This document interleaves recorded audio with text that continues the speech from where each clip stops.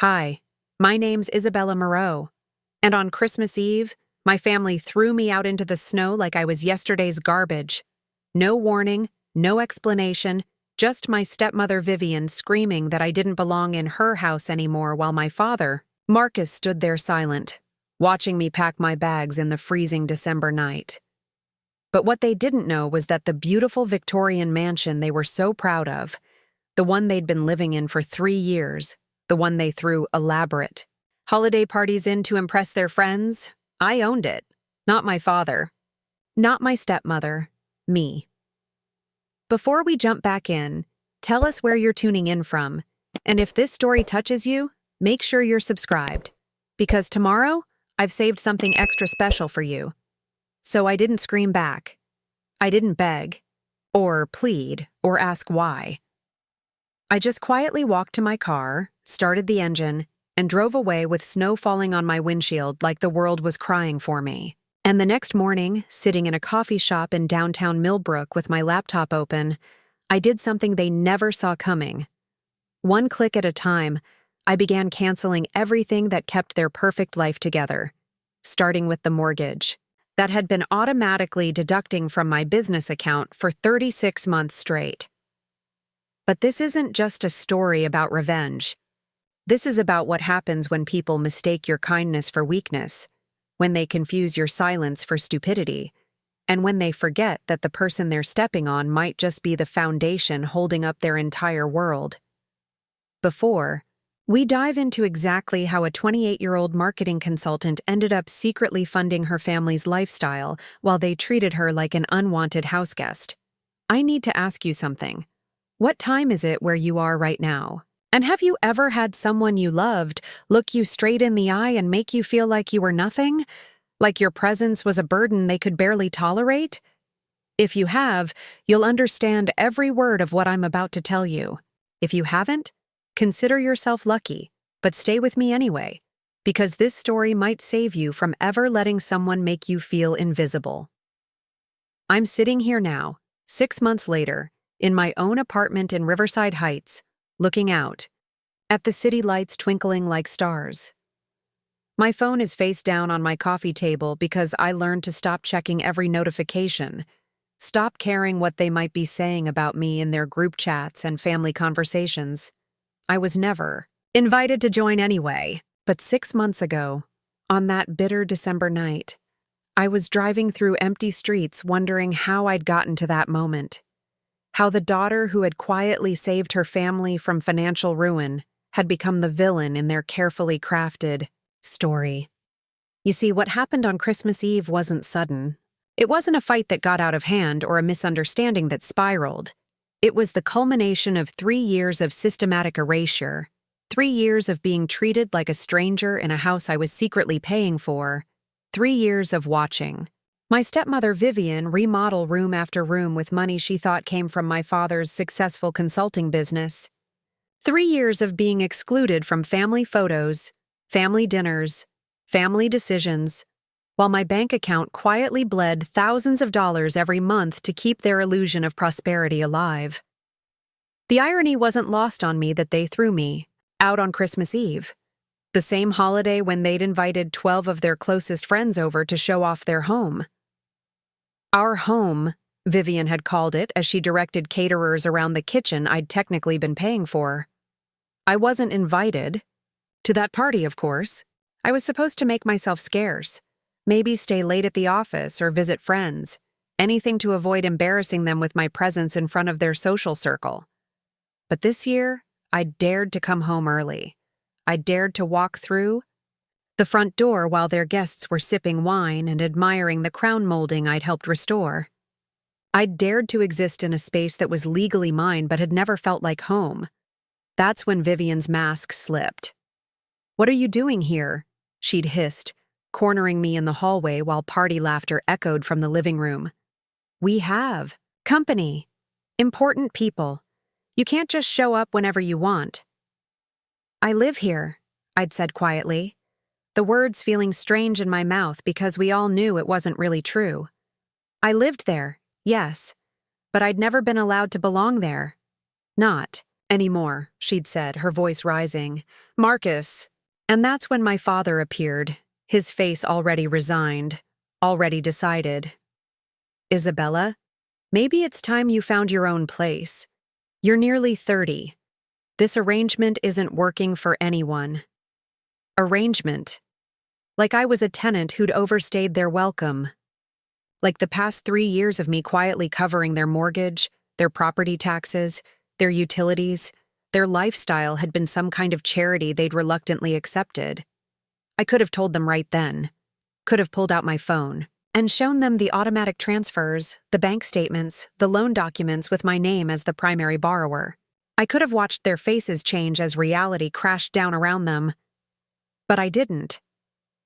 Instead, I went upstairs to my room, the smallest bedroom in the house, the one that used to be a study before I moved in, and packed my clothes into 2 suitcases.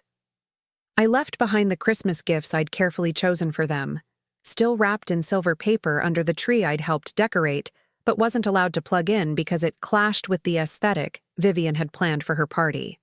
As I carried my bags down the stairs, I could hear her explaining my absence to the guests. Family drama, she was saying with a theatrical sigh. You know how it is with stepchildren. Sometimes they just need to find their own way. 20 minutes later, I was sitting in my car in the driveway, engine running, watching their perfect party continue through the warm golden windows, watching them celebrate Christmas in a house they thought belonged to them, paid for by a daughter they'd just discarded like an unwanted gift. That's when I made my decision. They wanted me gone? Fine. But they were about to learn the difference between getting rid of someone and getting rid of their support system. And trust me, it was a lesson they'd never forget. Preparing and narrating this story took us a lot of time. So if you are enjoying it, subscribe to our channel. It means a lot to us. Now back to the story. Let me take you back to how this all began, because understanding the illusion they created makes what happened next so much more devastating. 3 years earlier, the Moreau family looked like something straight out of a luxury home magazine. Picture this. A stunning 1920s Victorian mansion on Elmwood Avenue in the historic district of Millbrook, Connecticut. 4 stories of architectural perfection with original hardwood floors that gleamed under crystal chandeliers, floor to ceiling. Windows that let in streams of golden afternoon light, and a wraparound porch that made neighbors slow their cars just to admire it as they drove by. The house sat on nearly an acre of meticulously maintained grounds. Vivian had hired a landscaping company to create what she called her English garden paradise. Rose bushes arranged in perfect geometric patterns, a fountain in the center courtyard that sparkled in the sunlight, and walking paths lined with imported stone from Italy. In the spring, the property exploded with color, cherry blossoms, tulips, daffodils, and azaleas that attracted photographers and wedding parties who would beg to use it as a backdrop. During the holidays, the transformation was magical. Vivian spared no expense on decorations. Professional lighting crews would string thousands of white lights along every roofline, every window frame, every tree branch. The front porch would be draped in fresh garland imported from Vermont, with red velvet bows the size of dinner plates. Inside, she hired decorators to create themed displays in every room. The living room became a winter wonderland with white and silver everything. The dining room was transformed into something from a Dickens novel with deep greens and gold accents, and the grand staircase was wrapped in greenery and lights that took your breath away. Neighbors would literally take walking tours past our house during December. The local newspaper had featured it twice in their holiday homes section. Vivian had even started a small Instagram account that gained thousands of followers who came just to see her seasonal decorating transformations. She called herself the Millbrook Manor Hostess and posted daily stories about her design inspiration and gracious living tips. My father Marcus played his part perfectly in this picture of success. Every morning, he'd leave the house in his BMW wearing tailored suits, carrying a leather briefcase that looked expensive enough to pay someone's rent. He'd developed what I privately called his successful businessman persona: firm handshakes, confident posture, the kind of laugh that carries across country club dining rooms. He'd joined the Millbrook Chamber of Commerce, volunteered for the Historical Society, and somehow gotten himself invited to the kind of dinner parties where people discussed their stock portfolios over wine that cost more than most people's car payments. Vivian, meanwhile, had reinvented herself as the perfect executive wife. She'd joined the garden club, the book club, and the charity league. She hosted bunco nights in our formal dining room and organized fundraisers for the local animal shelter in our backyard. She wore designer dresses to the grocery store and got her hair done twice a week at the most expensive salon in town. She drove a white Range Rover that sparkled like it was detailed every other day, because it was. Their social media presence was flawless. Facebook posts about date nights at five-star restaurants, weekend trips to Napa Valley, anniversary celebrations at exclusive resorts, Instagram stories from charity galas where Vivian wore gowns that cost more than most people's monthly salary. They looked like a power couple who had figured out the secret to living well. Their friends saw a successful consulting firm owner who'd married a sophisticated woman with impeccable taste. They saw holiday parties where champagne flowed and the food was catered by the best restaurant in 3 counties. They saw a couple who could afford to renovate their historic home room by room, adding modern conveniences while preserving every original architectural detail. What they didn't see was me. In every family photo displayed around the house, I was absent. In every social media post, I was cropped out or simply not included. At every dinner party, I was mysteriously away on business or visiting friends. When neighbors asked about Marcus's daughter, Vivian would smile graciously and say something vague about me being very independent and focused on my career in the city. I lived in that house like a ghost. I had a key, I had a bedroom, I had mail delivered there, but I existed in the spaces between their perfect life. I'd come home from work to find evidence of their day scattered around the house. Vivian's shopping bags from high-end boutiques, Marcus's golf clubs leaning against the mudroom wall after his afternoon round at the country club, empty wine glasses on the kitchen counter from their impromptu entertaining.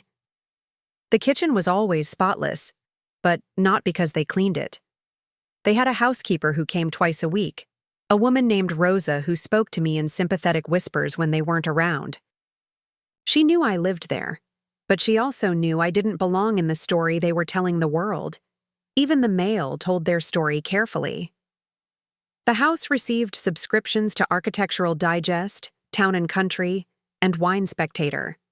The packages that arrived daily were from Pottery Barn, Williams-Sonoma, and other stores that sold the kind of lifestyle accessories that made their Instagram posts look effortless. The invitations that came were addressed to Mr. and Mrs. Marcus Moreau, never including my name, never acknowledging that anyone else lived at 847 Elmwood Avenue. From the outside, everything looked earned. Marcus's consulting business was thriving. Vivian's design eye was transforming their historic property into showplace. They were living the American dream in a house that represented everything people worked their whole lives to achieve. But here's what made it all so twisted. Every single detail of that perfect life, every dinner party, every renovation, every piece of designer furniture, every luxury vacation, every charitable donation that made them look generous and successful, all of it was funded by automatic transfers from my business checking account. The consulting business that supposedly paid for their lifestyle? It existed on paper, but it hadn't turned a profit in 18 months. The design projects that Vivian posted about online? Paid for with my marketing firm's quarterly bonuses. The Range Rover, the country club membership, the weekly salon appointments, the expensive dinners, the charity donations that bought them social standing, everything. For 3 years, I had been the invisible foundation supporting their visible success. And for 3 years, they had treated me like an unwelcome intruder in the life I was secretly funding. But on Christmas Eve, when they finally said what they'd been thinking all along, that I didn't belong in their perfect picture, they had no idea they were about to lose more than just an unwanted house guest. They were about to lose everything. Looking back, the warning signs were always there. I just chose to ignore them because I wanted so desperately to believe that family meant something more than blood and legal documents. It started small, the way these things always do. Little moments that felt wrong, but were easy to explain away, when you're trying to convince yourself that people you love actually love you back. The first red flag came just 2 weeks after I'd moved into the house. I'd been living in a cramped studio apartment in Hartford, working 16-hour days to build my marketing consultancy from nothing. When my father called and suggested I move back home temporarily while I got my business established, it felt like an olive branch. A chance to rebuild the relationship that had been strained since he married Vivian 5 years earlier.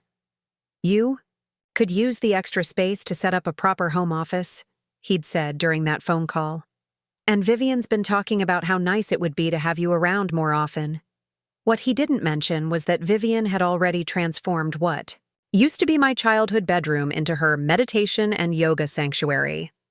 When I arrived with my boxes and furniture, I discovered I'd been assigned to the smallest room in the house, what had previously been Marcus's study. It was barely large enough for a twin bed and a desk, with one tiny window that faced the neighbor's brick wall.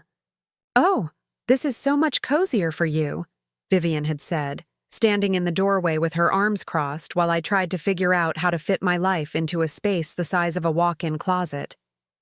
"You're always working anyway, so you don't really need much room to spread out." I told myself it was temporary. I told myself the size didn't matter because I'd be spending most of my time building my business anyway. I told myself that Vivian was just trying to be helpful in her own way. The second red flag came a month later, during Thanksgiving dinner. Vivian had spent weeks planning an elaborate feast for her book club friends and their families. The dining room table was set with her grandmother's china, crystal glasses that caught the light from the new chandelier she'd installed, and a centerpiece that looked like it belonged in a magazine spread. I'd offered to help with the cooking, the shopping, the setup, anything to feel like I was contributing to the family gathering. But every suggestion was politely declined. "Oh, sweetie, you've been working such long hours," Vivian would say with a smile that never reached her eyes. "We don't want to burden you with all this domestic stuff. You just focus on your little business." My little business.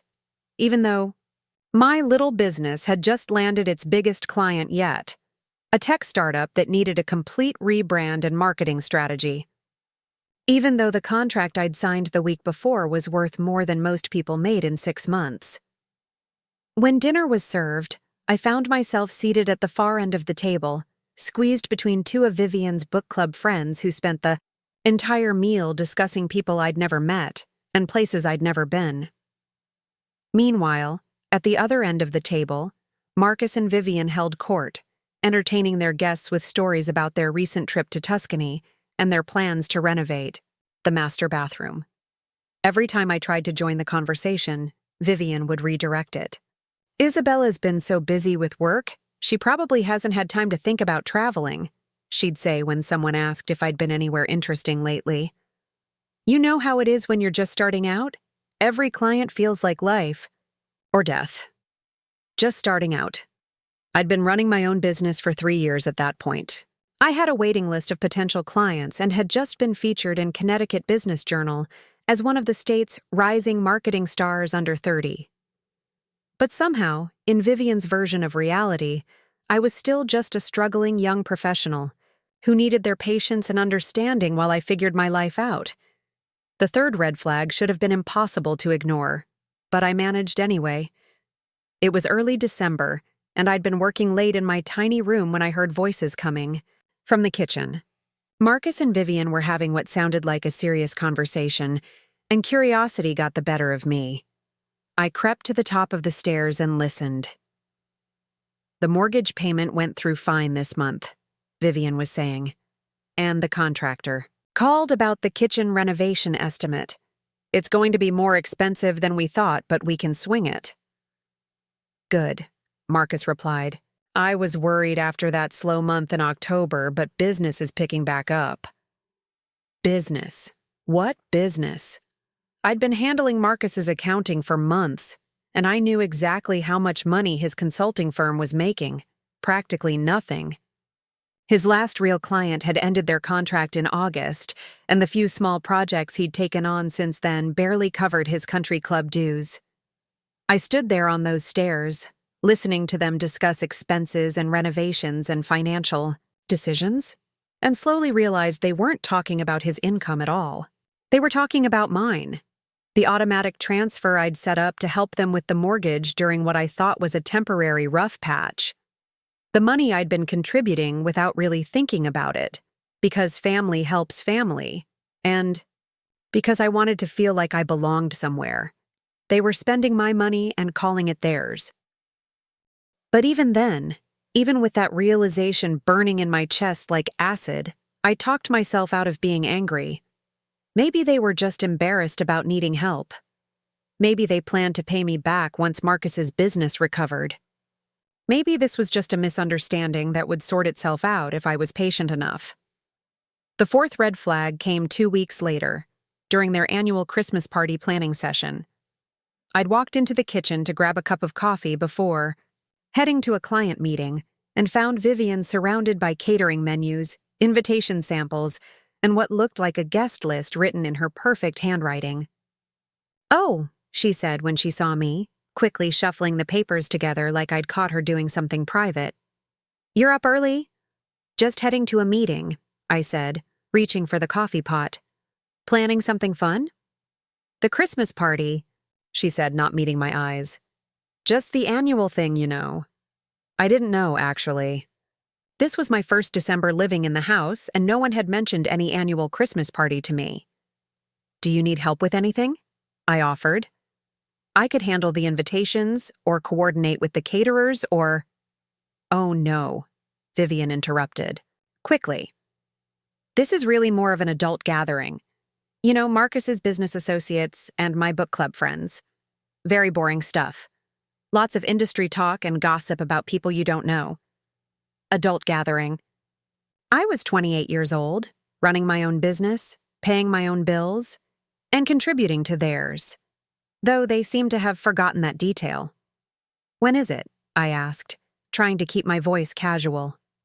"Christmas Eve," she said, still not looking at me. "But like I said, you'd probably be bored. Maybe you could visit some friends that night? Or go see a movie.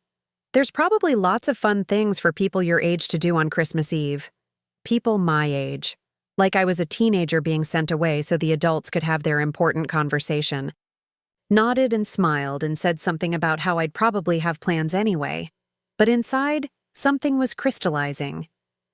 A understanding that had been building for months was finally taking shape. They didn't want me at their party because I didn't fit the story they were telling their friends.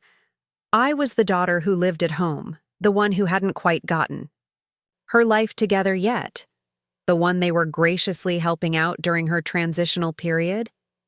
Including me would raise questions they didn't want to answer. Questions about why a successful consultant's daughter was still living at home. Questions about what I did for work. Questions that might lead to conversations about money and success and who was really supporting whom. As I drove to my client meeting that morning, I finally let myself see what had been right in front of me for months. I wasn't living with family. I was subsidizing strangers who happened to share my last name, and they were planning to celebrate Christmas without me in a house I was secretly paying for. That was the moment I should have confronted them. Should have demanded an explanation, or at least some acknowledgement of what I was contributing to their lifestyle. But I didn't. Because despite everything, some part of me still hoped I was wrong. Still hoped that maybe, somehow, we could be a real family if I just tried hard enough. I had no idea that in less than 2 weeks, they would make it impossible for me to keep lying to myself. Christmas Eve arrived with the kind of bitter cold that makes your breath freeze in the air and turns your cheeks raw within minutes of stepping outside. I'd spent the morning at my office in downtown Hartford, wrapping up year-end reports for 3 different clients, trying to distract myself from the fact that I had nowhere to go for Christmas dinner. Vivian had made it crystal clear that I wasn't welcome at their party. She'd even gone so far as to suggest I might want to make plans elsewhere for the entire evening, maybe even stay overnight somewhere so I wouldn't accidentally interrupt when their guests were arriving or leaving. But this was still my legal address. This was still where I slept every night, where I kept my clothes, where I received my mail. And despite everything, some stubborn part of me refused to be completely erased from my own living situation. So at 7:30 that evening, I pulled into the driveway of 847 Elmwood Avenue, parking behind a line of luxury cars that belonged to people I'd never met but was apparently helping to entertain. The house looked like something from a fairy tale. Every window glowed with warm golden light, and I could see figures moving around inside, women in cocktail dresses holding wine glasses, men in expensive sweaters gesturing as they told stories that made everyone laugh. The front porch was draped in fresh garland and white lights, and someone had placed luminarias along the walkway that flickered like tiny beacons in the darkness. For a moment, I sat in my car with the engine running, watching this perfect scene through my windshield. It looked exactly like the kind of Christmas Eve I'd dreamed about as a child. Elegant, warm, full of laughter and connection. The kind of evening where everyone feels like they belong. I could hear music drifting from the house, something classical and festive that made the whole scene feel even more like a movie. Through the dining room windows, I could see the table set with Vivian's best china and what looked like professional floral arrangements. In the living room, guests were gathered around the fireplace, and I caught a glimpse of Marcus holding court near the mantel, probably telling the story about how he'd discovered this house and convinced Vivian it was worth the investment. Taking a deep breath, I turned off the engine and walked toward the front door. I had my key, but something made me ring the doorbell instead. Maybe I wanted to give them a chance to welcome me home. Maybe I wanted to see if, just this once, they'd remember that I lived here too. Vivian answered the door wearing a black cocktail dress that probably cost more than my car payment. Her hair was styled in an elegant updo, and she was wearing diamond earrings I'd never seen before. For just a split second, when she first opened the door, I saw genuine surprise cross her face. Then her expression hardened into something that looked almost like panic. "Isabella," she said, her voice carefully controlled but with an edge of steel underneath. "What are you doing here?" "I live here," I said simply, stepping forward like I was going to come inside. She didn't move out of the way. "We discussed this," she said, glancing nervously over her shoulder toward the party. "Tonight isn't a good night. We have very important guests, and this is really more of a professional gathering." "It's Christmas Eve," I said, my voice starting to shake despite my efforts to stay calm. "It's my home." "Actually," Vivian said, and something in her tone made my stomach drop. "We need to talk about that." Behind her, I could see Marcus approaching, excusing himself from a conversation with a man in an expensive-looking suit. His face wore the same carefully neutral expression I'd seen 1,000 times when he was about to deliver bad news, but wanted to pretend it was reasonable. "Isabella," he said, joining Vivian in the doorway. Neither of them invited me inside, even though I could feel the cold seeping through my coat. "We weren't expecting you tonight." "I told you I might stop by," I said, though we all knew that wasn't true. I hadn't told them anything because they'd made it clear I wasn't welcome. "The thing is," Marcus continued, and I could hear him choosing his words carefully, "Vivian and I have been talking, and we think it might be time for you to find your own place." The words hit me like a physical blow. "What?" "You're almost 30, Vivian added, her voice taking on a tone that suggested she was being perfectly reasonable. "Most people your age have their own apartments, their own lives. This arrangement has been nice, but it's not really working for anyone anymore. Arrangement. There was that word again. Like I was a tenant whose lease was up, not a family member, who'd been contributing to their household in ways they apparently preferred to forget. Not working for anyone? I repeated, my voice getting louder despite my efforts to stay controlled. What exactly isn't working? Behind them, I could see their guests starting to notice the commotion at the front door. A woman in a red dress was craning her neck to see what was happening, and a man with silver hair had paused his conversation to look in our direction. "Lower your voice," Vivian hissed. "You're making a scene." "I'm making a scene?" The words came out louder than I intended. "I'm trying to come home on Christmas Eve, and you're telling me I need to move out. This is exactly what we're talking about," Marcus said, his voice taking on that patronizing tone that made my skin crawl. "This kind of drama, this need to be the center of attention. It's disruptive to the household." Disruptive? I could feel 3 years of swallowed words rising in my throat like bile. I've been nothing but helpful. I've been quiet. I've stayed out of your way. I've contributed to every single... Contributed? Vivian laughed, actually laughed, like I'd said something absurd. "Isabella, sweetie, you live in our house rent-free. You eat our food, you use our utilities, you benefit from our hospitality. The only thing you've contributed is stress and awkwardness." The world seemed to tilt sideways. Rent-free, our house, our utilities. I stared at her, trying to process what she'd just said, trying to reconcile it with the reality of my bank statements, the automatic transfers, the bills that came in my name. "What are you talking about?" I whispered. "Look," Marcus said, glancing back at his guests again.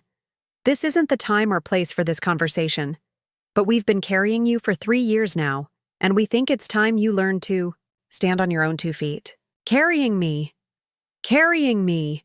Something inside my chest cracked open like an eggshell. "Get out," Vivian said suddenly, her voice sharp enough to cut glass. "Get out right now. I'm not having you ruin this evening for our guests with your emotional outburst." Emotional outburst? I could barely form the words. "This is my... It's not your anything," she snapped. "This is our house, our party, our life, and you're not part of it. You never really have been." Behind her, I could see faces in the windows now, people watching our family drama unfold like it was dinner theater. I saw a woman holding up her phone, probably recording this moment to share with her friends later as an amusing anecdote about holiday family dysfunction. "You need to leave," Marcus said, his voice final. "Tonight. Pack your things and go stay with friends or get a hotel, room or whatever. But you can't stay here anymore. It's Christmas Eve," I said again, but the words felt hollow now. "That's not our problem," Vivian said. "You should have thought about that before you decided to cause a scene in front of our guests." The door started to close, but I put my hand out to stop it. "Just like that?" I asked. 3 years? And you're throwing me out on Christmas Eve because I dared to come home?" "We're not throwing you out," Marcus said, his voice maddeningly calm.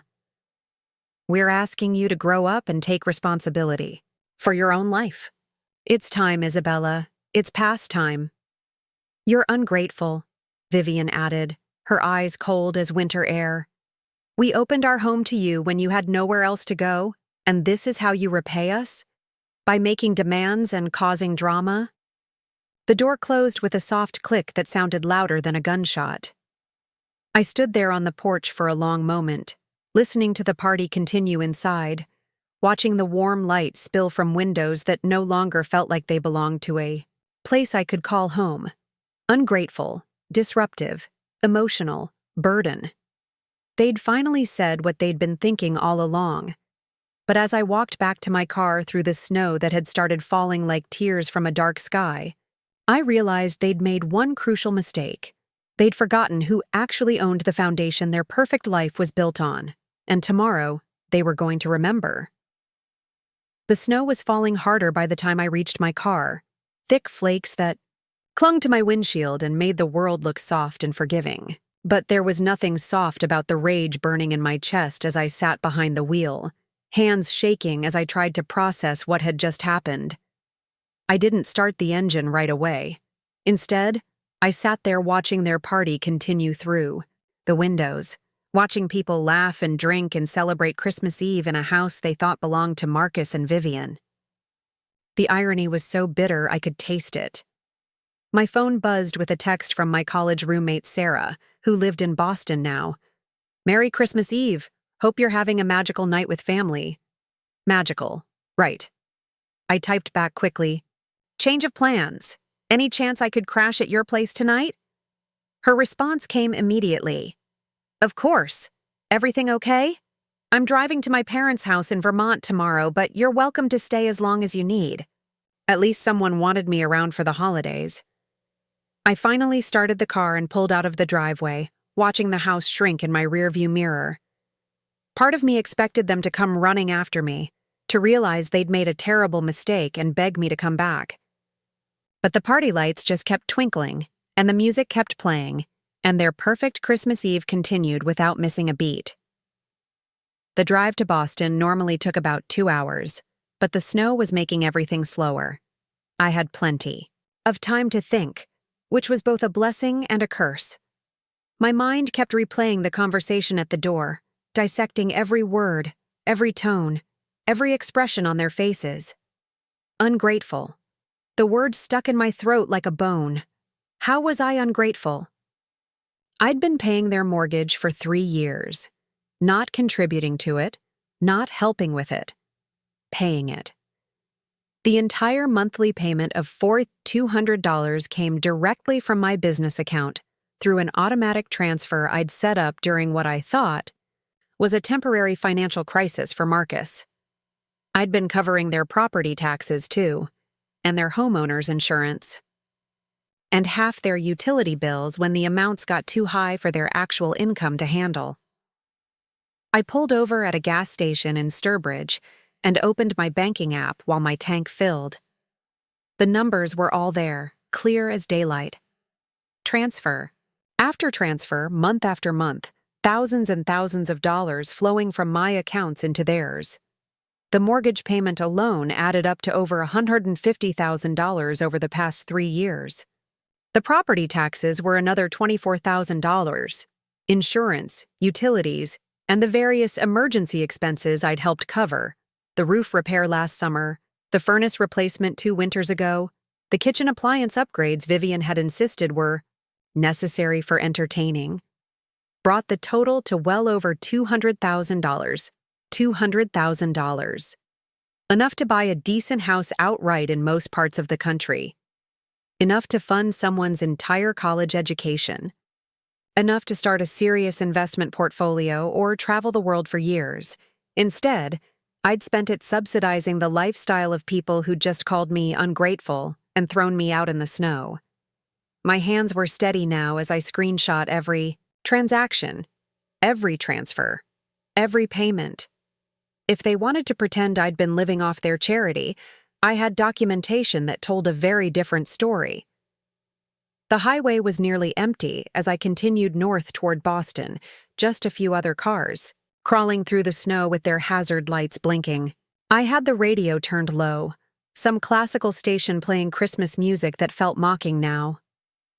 Silent Night had never sounded so lonely. I called Sarah when I was about an hour out, and she answered on the first ring. "Where are you?" She asked without preamble. "You sounded upset in your text." "Driving to you?" I said, surprised by how normal my voice sounded. "My family decided to kick me out tonight." "They what?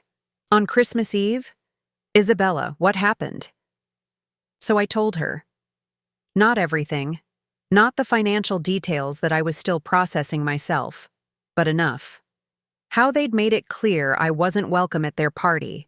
How they'd stood in the doorway and told me it was time to grow up and find my own place. How they'd called me ungrateful and disruptive. That's insane, Sarah said when I finished. Who throws someone out on Christmas Eve, especially family? People who never really considered me family to begin with, I said. And for the first time, that felt true rather than self-pitying. Well, their loss, Sarah said firmly. I've got wine, leftover Chinese food, and a fireplace. We'll have our own Christmas Eve. Her apartment in Back Bay was everything mine had never been. Warm, welcoming, full of personal touches that made it feel like someone actually lived there rather than just existed there. She had photos on every surface, books scattered around, a Christmas tree that was slightly crooked but covered in ornaments that clearly meant something to her. This is beautiful, I said, looking around at the string lights she'd hung around, the windows, the stockings hanging from her mantel, the general coziness that made the space feel like a hug. It's tiny, but it's mine, she said, handing me a glass of wine. Speaking of which, I still can't believe you were living with your dad and stepmother. That must have been complicated, I finished. More complicated than I realized. We settled onto her couch with takeout containers and the wine, and for the first time in months, I felt like I could breathe. Sarah didn't judge, didn't offer unwanted advice, didn't try to fix anything. She just listened while I talked, really talked, about how isolated I'd felt, how invisible I'd been made to feel, how wrong everything had been for so long. You know what's crazy? I said around midnight, after we'd finished the wine and moved on to hot chocolate. I think part of me knew it was toxic, but I kept hoping it would get better. Like if I just tried harder or gave more or took up less space, eventually they'd see me as family. Some people aren't capable of that, Sarah said gently. It's not about you or what you did or didn't do. Some people just take. It's all they know how to do. I thought about that as I settled into her guest bed later, listening to the snow tap against the windows and the distant sounds of the city settling into Christmas morning. Take. That's exactly what they'd been doing, wasn't it? Taking my money, taking my space, taking my efforts to help, but never giving anything back except judgment and eventually rejection. But here's what they didn't understand about taking from someone for 3 years while treating them like a burden. Eventually, that person might realize they have the power to stop giving, and when they did, the takers might discover that their comfortable life had been built on a foundation that was never really theirs to begin with. I reached for my laptop and opened my banking website. It was 2:47 a.m. on Christmas morning, and while my former family slept off their perfect party in their perfect house, I was wide awake and thinking clearly for the first time in years. Tomorrow was a bank holiday, but the day after that, everything was going to change. I started making a list of every automatic payment, every recurring transfer, every financial thread that connected my accounts to their lifestyle. Mortgage, property taxes, insurance, utilities that were somehow still in my name, despite the fact that I'd been told I didn't belong there. One by one, I was going to cut every single thread.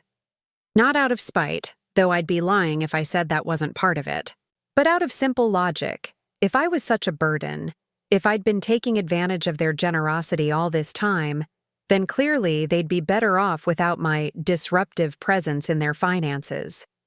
They wanted me gone? Fine. But I was taking my money with me. The day after Christmas dawned gray and bitter in Boston, the kind of cold that seeps through windows and makes you want to stay under blankets forever. But I was wide awake by 7 a.m., sitting at Sarah's kitchen table with my laptop open and a steaming cup of coffee that I barely tasted. Sarah had left early for Vermont, pressing her spare key into my hand and telling me to stay as long as I needed. "Take care of yourself," she'd said with a fierce hug, "and don't let them make you feel guilty for protecting yourself." Now, alone in her quiet apartment, I was finally ready to see the full scope of what I'd been funding for 3 years. I started with the obvious stuff, The mortgage payment that came out of my business account on the 15th of every month, like clockwork. $4,200 to Millbrook Community Bank. But as I dug deeper into my statements, the picture that emerged was so much worse than I'd realized. The property taxes weren't just something I'd helped with occasionally. I'd been paying them in full for 2 years running. $12,000 last year, $12,500 this year, both payments coming directly from my personal checking account in lump sums that had required me to delay buying myself a new car and taking the vacation to Ireland I'd been planning. The homeowner's insurance, also mine. $3,400 annually, auto-debited every January from my business account. But those were just the big, obvious expenses. As I scrolled through months of bank statements, I found dozens of smaller transactions that painted an even more disturbing. Picture Vivian's Range Rover payment. $847 monthly, coming out of my account since August of last year, when she'd tearfully explained that Marcus's business was going through a temporary cash flow issue. That was 14 months ago. The temporary issue had apparently become permanent, but no one had thought to mention that to me. The country club dues, $500 monthly to Millbrook Hills Golf and Tennis Club. I'd been covering those since the previous spring when Marcus had explained that maintaining his membership was essential for networking and that it would only be for a few months until he landed a big contract. The landscaping service, $380 monthly to maintain Vivian's English garden. Paradise. The house cleaning service, $280 twice monthly. The pool maintenance, $150 monthly, even though I'd never been allowed to use the pool because Vivian said my schedule was too unpredictable for her to plan around, even their groceries. I found recurring charges to Fresh Market Millbrook, an upscale grocery store where Vivian shopped for the organic, free-range, artisanal everything that she posted about on her Instagram. $600, $800 monthly, charged to a credit card that was linked to my business account for convenience. I sat back in the chair, staring at the screen, feeling sick. They hadn't just been living in a house I was paying for. They'd been living an entire lifestyle I was funding while treating me like an unwelcome guest who should be grateful for their tolerance. But the most devastating discovery was still to come. I decided to check my credit report, something I did, quarterly as a good business practice.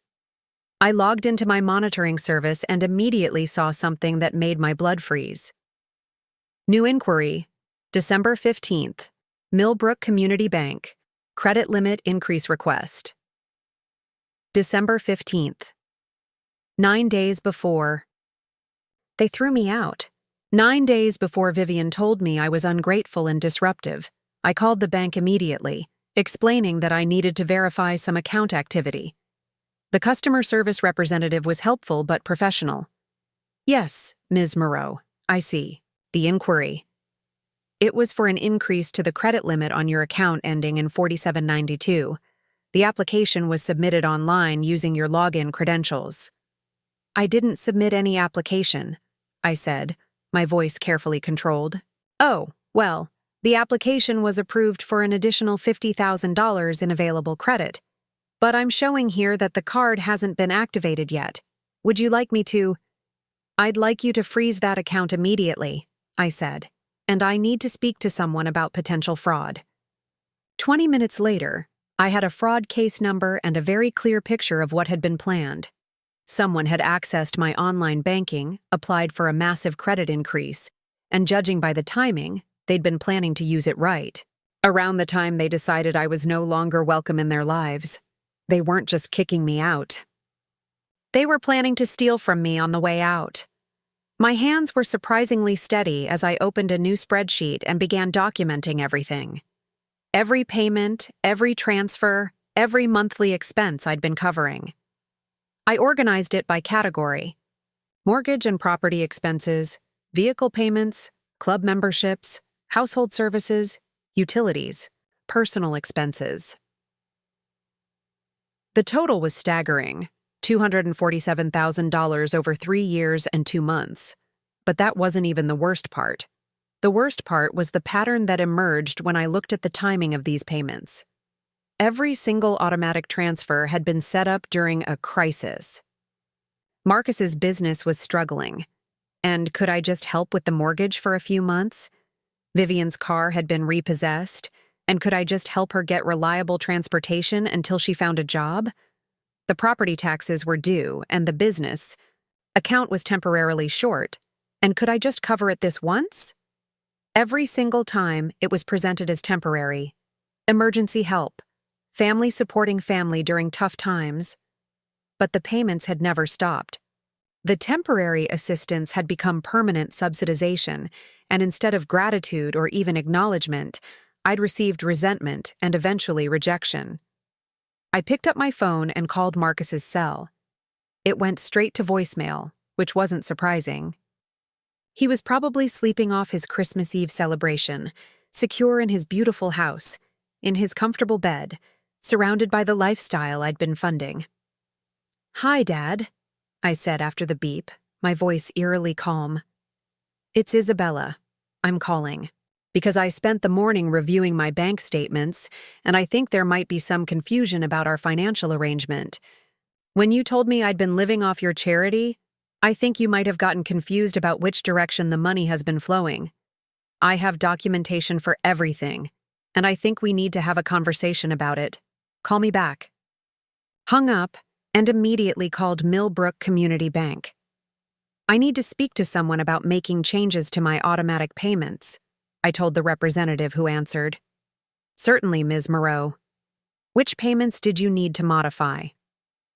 "All of them," I said. "I need to cancel every single automatic transfer from my accounts." There was a pause. "That's quite a few transactions. Are you sure you want to cancel everything at once? Some of these have been in place for several years." "I'm absolutely sure," I said. "In fact, I'd like to cancel them effective immediately, and I'd like written confirmation that all future payments have been stopped." "I can do that, but I should mention that some of these are for mortgage and insurance payments.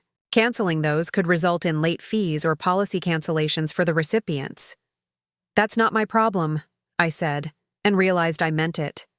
"The recipients have made it clear that they don't want or need my assistance anymore." 45 minutes later, I had confirmation numbers for 17 canceled automatic payments.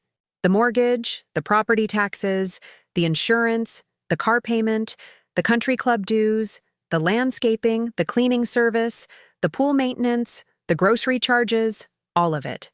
Gone. But I wasn't done yet. I opened a new browser window and navigated to the Connecticut Secretary of State's business registry. If Marcus wanted to keep pretending his consulting business was successful, he could do it without using my credit as collateral.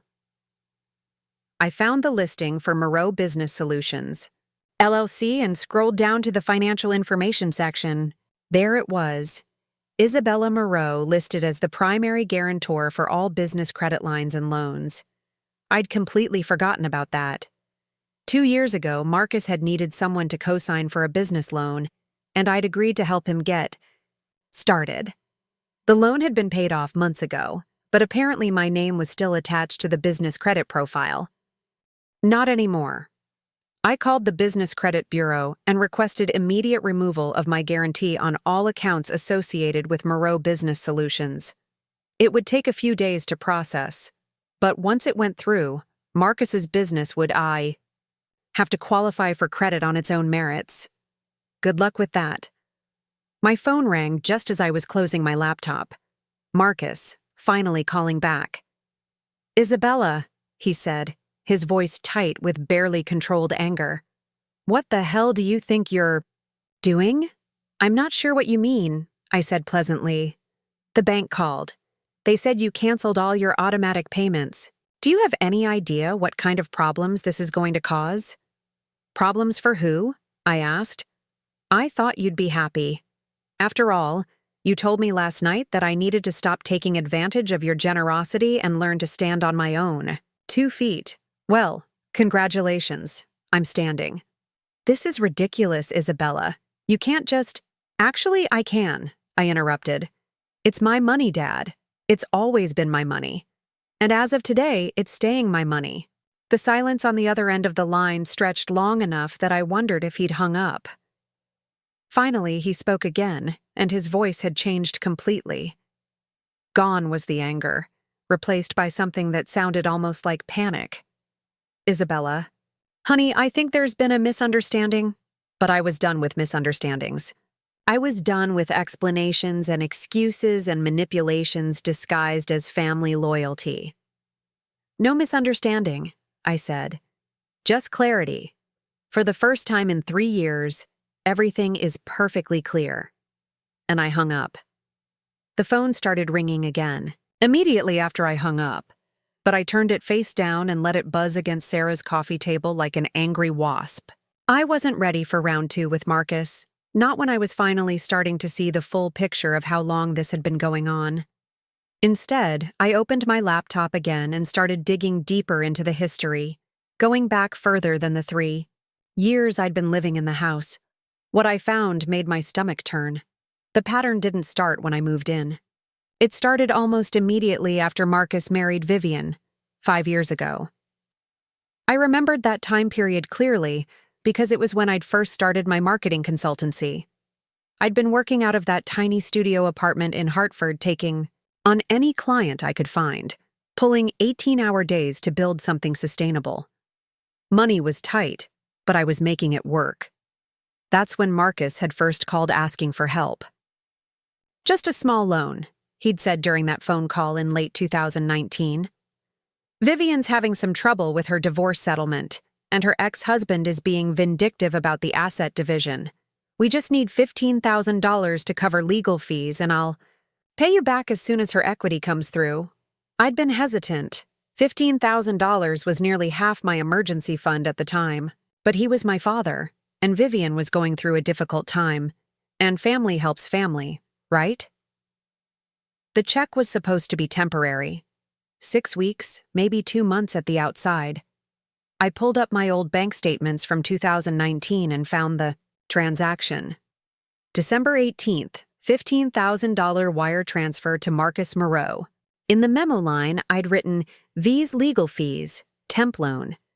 There was no record of it ever being paid back. But that was just the beginning. Once I started looking for the pattern, I found it everywhere. March 2020. Emergency car repair for Vivian's. BMW, 3,200 never repaid. June 2020. Temporary help with house payment during the early pandemic when Marcus claimed his business was struggling. $4,200, which had apparently become the permanent monthly mortgage arrangement. September 2020. Investment opportunity that Marcus swore would pay dividends within 6 months. $8,000. The opportunity had apparently never materialized, but my money had certainly disappeared. February 2021. Vivian's emergency medical procedure that insurance wouldn't cover. $6,500. I'd later found out it was cosmetic surgery, a tummy tuck she'd wanted but couldn't afford. On and on it went, each request framed as temporary, urgent, a one-time favor that would be repaid as soon as their situation improved. But their situation never improved, because why would it? They had me as their personal ATM, ready to dispense cash whenever they needed it. The most infuriating part was how they'd positioned each request. Never as a handout or a gift, always as a loan between family members. Always with promises of repayment, detailed explanations of exactly how and when they'd get the money back to me. I just need to get through this rough patch, Marcus had said a dozen different times. Business is about to turn around, and Vivian's equity should come through next month, and I'm expecting payment from that big client any day now. The big client that didn't exist. The business that wasn't actually turning around. The equity that never materialized. By my calculations going back to that first loan in 2019, I'd given them over $325,000 in total. $325,000 of my hard-earned money, handed over in response to sob stories and false promises and manipulative appeals to family loyalty. And last night, They'd stood in the doorway of a house I was literally paying for and called me ungrateful. My phone was still buzzing intermittently. Marcus calling back. Probably. Or maybe Vivian had joined the effort now that they realized their money train had been derailed. But there was another call I needed to make first. I scrolled through my contacts until I found Elena Rodriguez, my accountant. Elena was brilliant, thorough, and had been handling my business finances since I'd started the consultancy. If anyone would know how to protect myself legally while extracting myself from this financial nightmare, it would be her. Isabella. Elena's voice was warm despite the fact that it was the day after Christmas. How's the holiday treating you? Actually, that's why I'm calling, I said. I need to ask you about something, and I think I might need your help documenting a situation. I explained everything. The years of loans, the automatic payments, the living situation, the discovery about the credit application. Elena listened, without interrupting, making occasional humming sounds that could have been sympathy or professional calculation. Okay, she said when I finished. First question, do you have documentation for all of these transactions? Everything, I said. Bank statements, wire transfer confirmations, even some email conversations where they promised to pay me back. Good. Second question, did you ever formalize any of these loans? Promissory notes, written agreements, anything that specified terms or repayment schedules? I thought about that. No, it was always presented as family helping family. Informal. Arrangements. That makes it more complicated but not impossible. Third question, and this is the big one. What do you want to accomplish here? Are you looking to recover the money you've already given them? Or are you just trying to protect yourself going forward? That was the question, wasn't it? Part of me wanted to demand every penny back, wanted to see them scramble to figure out how to repay $325,000 they'd never intended to return. But the realistic part of me knew that money was gone forever. I think I just want to make sure they can't take any more, I said. And I want to make sure there are consequences for trying to steal from me. The credit application, you mean? That, and I suspect there might be other things I don't know about yet. Elena, they had access to my online banking for years. I gave them the login information back when I thought this was all legitimate. Who knows what else they might have done? Elena was quiet for a moment. Isabella, I think you need to consider the possibility that this goes beyond family drama. What you're describing could potentially be considered financial elder abuse, even though you're not elderly. The pattern of exploitation, the deception, the attempt to access additional credit without your knowledge, these are serious issues. Are you saying I should involve the police? I'm saying you should at least consult with someone who specializes in financial crimes. But in the meantime, there are steps we can take to protect you. We need to do a complete audit of your credit report, freeze all your accounts, and document everything in a way that would hold up if this ever goes to court. Court. The word sent a chill down my spine, but also a strange sense of relief. 4 years, I'd been treating this like a family problem that needed to be solved with love and patience and understanding. But Elena was right. This wasn't a family problem. This was a crime problem. Can you help me with that? I asked. Absolutely. In fact, why don't you come in tomorrow? I know it's short notice, but I think we should move quickly on this. And, Isabella, you might want to consider changing all your passwords and security questions before our meeting.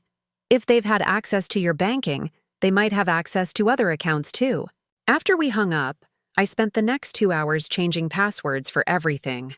Banking, credit cards, email, social media, even streaming services. With each new password, I felt like I was building a wall between myself and people who had been treating my financial life like their personal playground. My phone rang again. This time it was Vivian. I almost didn't answer, but curiosity got the better of me.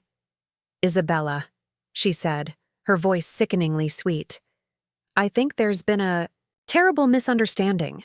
Really? What kind of misunderstanding? Marcus told me about your phone call, and I think you're confused about some things. Maybe we could meet for coffee and talk through this calmly. I'm not confused about anything, I said. In fact, I'm seeing things more clearly than I have. In years. Honey, I understand you're upset about last night. Maybe we were a little harsh. The holidays are stressful for everyone, and we were dealing with a lot of pressure from having so many important guests over. Important guests. Like, that justified throwing me out in the snow. But you have to understand, Vivian continued. We can't just have you canceling all these financial arrangements without discussing it first. The mortgage payment alone, if that doesn't go through, we could lose the house. And there it was. Not an apology for calling me ungrateful. Not an acknowledgement of everything I'd contributed. Just panic about losing access to my money.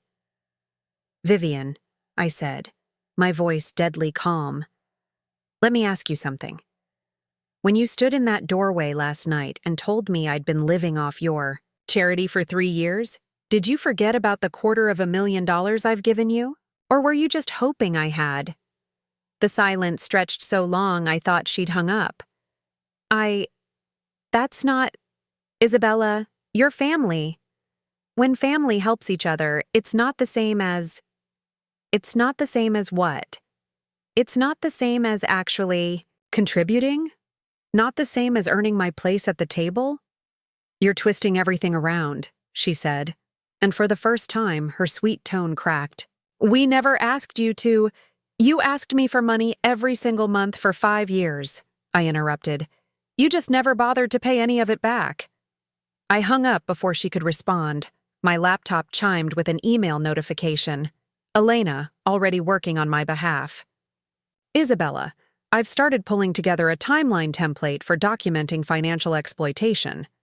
Also found the name of a lawyer who specializes in this area. Can you send me copies of all the bank statements and transaction records you have? We're going to make sure you're protected going forward. Elena.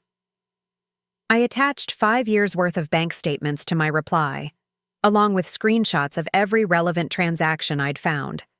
As the files uploaded, I realized something had shifted. For the first time since this nightmare began, I wasn't the one reacting to their manipulation and their demands and their crises. I was the one taking action, and tomorrow, I was going to take a lot more. The next morning, I woke up with a clarity I hadn't felt in years. No fog of confusion, no second-guessing myself, no wondering if maybe I was overreacting. Just crystal clear purpose and a methodical plan forming in my mind. I arrived at Elena's office in downtown Hartford at 9 a.m. sharp, carrying a folder thick with printed bank statements, email screenshots, and a timeline I'd spent the early morning hours perfecting. Elena's assistant offered me coffee, but my hands were already steady enough. I didn't need caffeine, I needed justice. This is extensive, Elena said as she flipped through my documentation, her eyebrows rising higher. With each page, Isabella, some of these transactions, the amounts, the frequency, the pattern of escalation. This is textbook financial exploitation. She spread several pages across her conference table, creating a visual timeline that made the scope of the problem impossible to ignore. Look at this progression. It starts with small, seemingly reasonable requests, $15,000 for legal fees, a few thousand for car repairs. But then watch what happens. Her finger traced along the timeline. Once they established that you'd help with emergencies, the emergencies became more frequent. And notice how they never even pretended to pay anything back before asking for the next favor? I studied the pattern she was highlighting. She was right. There was maybe a 2-week gap between the first loan being fully dispersed and the second request coming in. And by the third request, they'd stopped even mentioning repayment terms.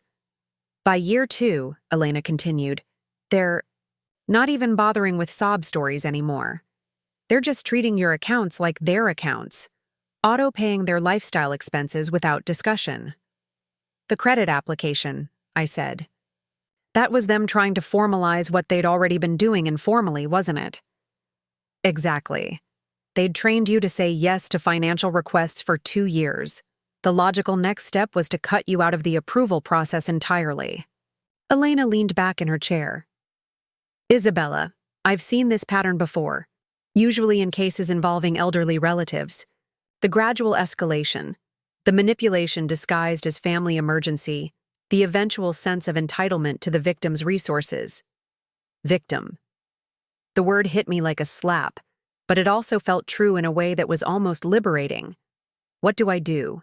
Now? I asked. Elena opened her laptop and pulled up a document template. We build a case, not necessarily for court, though that's an option if they continue trying to access your accounts, but for protection. We document everything. We establish clear boundaries, and we make sure they understand there will be consequences if they violate those boundaries. Over the next 3 hours, we constructed what Elena called a financial protection portfolio. Bank statements organized by transaction type. Email screenshots showing their promises to repay money they'd never returned. Documentation of the credit application fraud. A detailed accounting of every dollar that had flowed from my accounts to theirs. The final tally was even worse than I'd calculated on my own. $342,000 over 5 years and 2 months. I want to send them a formal notification, I told Elena as we wrapped up. Something official that makes it clear this stops now. I can draft a cease and desist letter, she said. It won't have the same legal weight as if it came from an attorney, but it will establish a paper trail if we need to escalate later. Do it. While Elena worked on the letter, I decided to take care of some other loose ends. I called my bank and requested a meeting with a manager to discuss account security. 2 hours later, I was sitting across from David Chen, a senior account manager who specialized in business banking security. I explained the situation in clinical terms: unauthorized access to my accounts, fraudulent credit applications, the need to secure my financial information. Ms. Moreau, David said after reviewing my documentation, I'm required to ask, have you considered filing a police report? What you're describing constitutes identity theft and fraud. I'm considering it, I said, but first, I want to make sure they can't access anything else. David nodded and pulled up my accounts on his computer. Let's start with a complete security overhaul, new account numbers, new online banking credentials, new debit and credit cards. We'll also add additional verification requirements for any large transactions or credit applications. Can you flag my credit profile to prevent any new inquiries without written authorization? Absolutely. We'll put a fraud alert on your credit report and set up monitoring for any suspicious activity. If anyone tries to access your credit information or apply for loans in your name, you'll be notified immediately. The process took another hour. But by the time I left the bank, I felt like I'd built an impenetrable fortress around my finances. New passwords, new account numbers, new security protocols. If Marcus and Vivian wanted to steal from me again, they'd have to work a lot harder for it. My phone had been buzzing intermittently throughout the day. Missed calls from both of them, text messages that I didn't bother reading. But as I drove back toward Boston, a different call came through. Isabella? This is Tom Brennan from Millbrook Community Bank. I'm calling about the Moreau property account. I pulled over at a rest stop. Yes? We've been trying to reach Mr. Moreau about the January mortgage payment, but we haven't been able to connect with him. Since you're listed as the account contact, I wanted to give you a heads up that the payment was due yesterday and hasn't been processed. That's correct, I said. I canceled all automatic payments from my accounts. There was a pause. I see. Well, the account is now in arrears. If we don't receive payment within 10 days, we'll need to begin the late payment process, which includes additional fees and potential impact to the borrower's credit rating. You'll need to discuss that with Mr. and Mrs. Moreau, I said. I'm no longer responsible for that account. But Ms. Moreau, You're listed as the primary guarantor on the loan documents. If the borrowers default, you're financially responsible for— My blood turned to ice. What did you say? You're the primary guarantor. According to our records, you guaranteed the loan when it was refinanced 18 months ago. 18 months ago. I'd been living in the house for about a year and a half at that point, and Marcus had mentioned something about refinancing to get a better interest rate. I'd signed some papers he'd brought home, trusting that they were routine refinancing documents. Can you send me copies of those loan documents? I asked, my voice carefully controlled. I can have them emailed to you this afternoon. I gave him my email address and hung up, then immediately called Elena. They made me the guarantor on their mortgage, I said without preamble when she answered. 18 months ago, when they refinanced. They told me it was just paperwork for a better interest rate, but they made me personally responsible for their loan. Elena was quiet for a long moment. Isabella, that changes things significantly. If you're the guarantor, you're legally obligated to pay the mortgage if they default. But I didn't know that's what I was signing. That's something we'll need to prove. Fraud, misrepresentation, coercion. There are legal arguments we can make. But in the meantime, you need to decide whether you want to let them default and deal with the credit consequences, or whether you want to continue making payments while we fight the guarantor agreement. I thought about Marcus and Vivian sitting in their beautiful house, probably panicking right now as they realized their mortgage payment hadn't gone through, probably scrambling to figure out how to come up with $4,200 they didn't have. Let them default, I said. If they want to keep the house, they can figure out how to pay for it themselves. Are you sure? This could impact your credit score significantly. Elena, they've stolen over $300,000 from me. They threw me out on Christmas Eve. They tried to take out credit cards in my name, and now I find out they tricked me into guaranteeing their mortgage? I took a deep breath, feeling something settle into place inside my chest. Let it all burn. Down!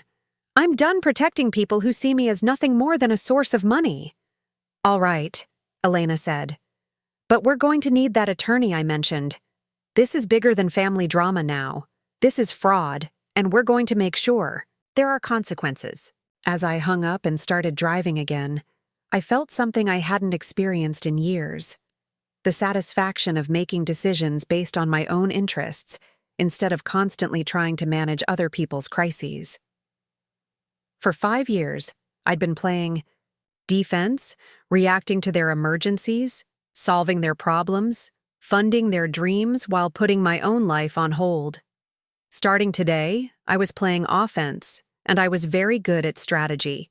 The attorney Elena recommended was named Rachel Martinez, and her office in downtown Hartford looked like it meant business. Floor-to-ceiling law books, diplomas covering one wall, and a conference table that had clearly seen its share of difficult conversations. When I walked in Thursday morning carrying my folder of evidence, Rachel's assistant greeted me like she'd been expecting someone coming to war. "Ms. Martinez will be right with you," she said, gesturing toward the conference room. "Can I get you coffee? Water? This might take a while." Rachel Martinez turned out to be a woman in her 40s with silver-streaked hair and the kind of direct gaze that probably made opposing attorneys reconsider their life choices. She sat down across from me, opened my folder, and started reading without small talk. After 20 minutes of silence, broken only by the sound of pages turning and occasional sounds, she looked up. "Ms. Moreau, how familiar are you with Connecticut's financial elder abuse statutes?" "Not at all," I said. "And I'm not elderly." "The statutes have been expanded to include financial exploitation of vulnerable adults of any age," she explained. "Someone who's been manipulated through family relationships, coerced into financial arrangements, or deceived about the nature of financial documents they're signing." She spread several documents across the table. "What we have here is a textbook case of financial exploitation with multiple criminal elements: identity theft, fraud, coercion, and potentially forgery depending on how that mortgage guarantor signature was obtained." Forgery? Well, let's see. Rachel pulled out her laptop and connected it to a monitor on the wall. I pulled the public records for your father's property this morning. The refinancing documents show your signature as guarantor, but they also show something interesting. She displayed a scanned document on the screen. According to the notary log, you signed these documents on March 15, 2023, at 2:30 p.m. at the offices of Millbrook Community Bank. Do you remember going to the bank that day? I stared at the screen, thinking back. March 2023. I'd been swamped with a major client project that month, working around the clock to launch a new product campaign. No, I said slowly. I definitely wasn't at any bank that day. Marcus brought the papers home for me to sign. He said, it was just routine refinancing paperwork. Rachel made a note on her legal pad. So you signed documents at home that were later notarized as if you'd appeared in person at the bank. That's notary fraud, which is a felony in Connecticut. The pieces were clicking together in my mind. He had me sign blank signature pages, didn't he? Told me they were for the refinancing, but then used my signatures on different documents? That would be my guess. We'll need to subpoena the bank's security footage and interview the notary, but if that's what happened, it adds forgery and notary fraud to the list of charges. Charges. The word sent a thrill through me that was part terror, part satisfaction. What would happen if we moved forward with this? I asked. Rachel leaned back in her chair. Several things could happen simultaneously. We could file criminal complaints for identity theft, fraud, and forgery. We could pursue civil action to void the mortgage guarantor agreement based on fraudulent inducement. And we could seek restitution for the money that was taken from you. Restitution? Recovery of stolen funds. It's rare to get full recovery in cases like this, but we could potentially force them to liquidate assets to repay at least a portion of what they took. Assets, like the house I'd been paying for. Before we go down that road, Rachel continued, I need to ask, are you prepared for this to get ugly? Financial crimes involving family members tend to bring out the worst in people. They'll likely claim you gave them the money willingly, that you were a willing participant in all the financial arrangements. I thought about Christmas Eve, about standing on that porch while they told me I was ungrateful and disruptive, about 5 years of emergency loans that were never repaid, about the credit application they'd tried to submit in my name. They already made it ugly, I said. I'm just evening the playing field. Rachel smiled, and it wasn't a pleasant expression. All right then, let's start with a demand letter. Formal notification that we know what they've done and what the consequences will be if they don't cooperate. While Rachel drafted the demand letter, I decided to take care of some other business. I drove back to Millbrook for the first time since Christmas Eve, but not to the house. Instead, I went to the town clerk's office to request copies of all public records related to 847 Elmwood Avenue. The clerk, a friendly woman named Janet, who remembered me from high school, pulled up the property records on her computer. Here we go, she said, scrolling through the database. Purchased in 2018 by Marcus and Vivian Moreau. Oh, that's interesting. What? There's a lien filed against the property, dated yesterday. She squinted at the screen. Filed by Isabella Moreau. That's you, isn't it? I blinked in surprise. I didn't file any lien. Janet turned the monitor so I could see it. There it was, a legal document claiming I had a creditor interest in the property to the tune of $342,000, the exact amount I'd calculated as my total financial contribution to Marcus and Vivian's lifestyle. Who filed this? I asked. Janet checked the filing information. Law offices of Martinez and Associates, filed electronically yesterday at 4:47 p.m. Rachel. She'd been even busier than I'd realized. I thanked Janet and drove back to Hartford, calling Rachel on the way. I see you found my surprise, she said when I told her about the lien. You can do that? When someone owes you money and refuses to pay, You can file a creditor's lien against their assets. It doesn't give you ownership, but it prevents them from selling or refinancing without dealing with your claim first. So they can't just sell the house and disappear? Not without paying you back first. The lien also becomes part of the public record, which means anyone who searches the property will see that there's a dispute over ownership. I was still processing this when my phone started ringing. Marcus, I answered on the third ring. What the hell do you think you're doing? He shouted before I could say hello. I'm protecting my interests, I said calmly. You filed a lien against our house. Our house, Isabella. Actually, it's the house I've been paying for. The lien just makes that official. This is insane. You can't just... We had an agreement. What? Agreement? The one where I give you money and you promise to pay it back someday? Because I've been waiting 5 years for that someday and it never seems to come. I could hear Vivian in the background, her voice shrill with panic. Tell her she has to remove it! Tell her we'll call the police! Go ahead and call them, I said. I'm sure they'd be very interested in hearing about the credit applications you've been filing in my name. The line went quiet. Isabella, Marcus said, his voice changing completely, becoming the wheedling tone I remembered from every previous financial crisis.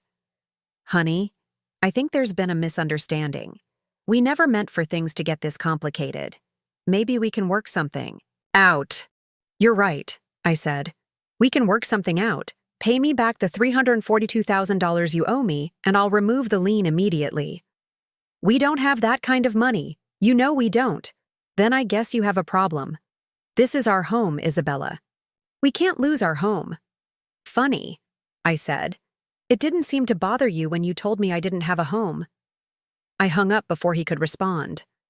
My phone immediately started buzzing with text messages, but I didn't read them. Instead, I called Rachel back. They just called, I told her. Panicking about the lien. Good. Panic makes people make mistakes, and mistakes give us leverage. What's our next move? We wait, Rachel said. They're going to try to fix this. Quietly first, maybe attempt to refinance around the lien, or find another family member to manipulate into helping them. When those options fail, they'll either come to us ready to negotiate, or they'll do something stupid that gives us even more ammunition. And if they do something stupid? Rachel's smile was audible through the phone. Then we stop playing defense and go on the attack. Criminal charges, asset seizure, full public disclosure of their fraud. They won't risk that, will they? Isabella, they've been getting away with stealing from you for 5 years. People like that don't usually stop until they're forced to stop. They'll escalate before they surrender. As I drove back toward Boston, I realized Rachel was probably right. Marcus and Vivian had built their entire lifestyle on my money, and desperate people rarely made rational decisions. But for the first time in 5 years, I wasn't the desperate one. I was the one holding all the cards, and I was finally ready to play them. The call came at 6:23 a.m. on Friday morning, jarring me awake in Sarah's guest bed. The number was unfamiliar, but something about the early hour made me answer anyway. Ms. Moreau? This is Detective Patricia Walsh with the Millbrook Police Department. I need to speak with you about a complaint that's been filed against you. I sat up, suddenly wide awake. What kind of complaint? Allegations of harassment, financial coercion, and filing false legal documents. Can you come to the station this morning to discuss this matter? My heart was pounding, but my voice stayed steady. I'll be there. Should I bring an attorney? You're right, ma'am.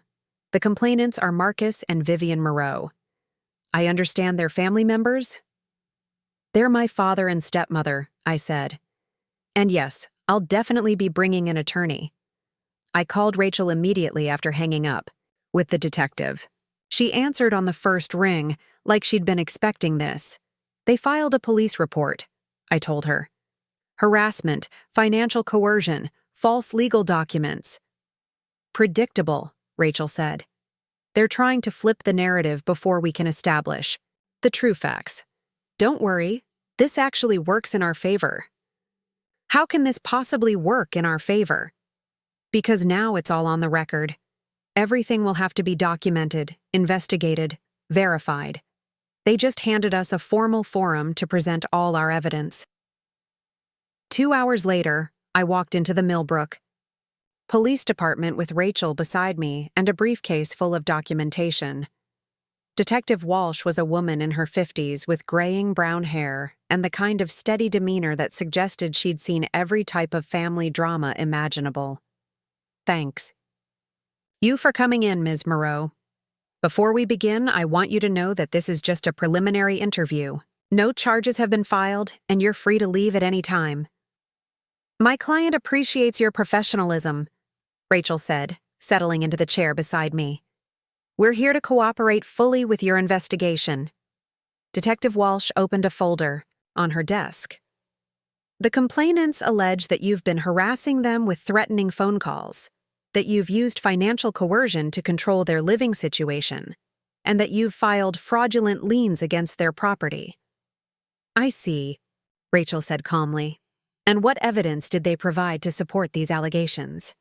They provided phone records showing multiple calls from your client's number, bank statements showing irregular financial transactions, and copies of the lien filing. Rachel opened her briefcase and pulled out our organized documentation. Detective Walsh, we'd like to provide some additional context for those pieces of evidence. What followed was the most methodical destruction of a false narrative I'd ever witnessed. Rachel walked Detective Walsh through 5 years of financial records, showing the pattern of emergency loans that were never repaid, the automatic payments that had been set up under false pretenses, and the escalating financial exploitation. The phone calls they're characterizing as harassment, Rachel explained, were actually my client's attempts to discuss the cancellation of financial support she'd been providing to Mr. and Mrs. Moreau for years. She showed the detective the email threads where Marcus and Vivian had promised to repay money, the bank statements showing hundreds of thousands of dollars flowing from my accounts to theirs, and the documentation of the fraudulent credit application. As for the lien being fraudulent, Rachel continued, Connecticut law explicitly allows creditors to file liens against property when debtors refuse to pay legitimate debts.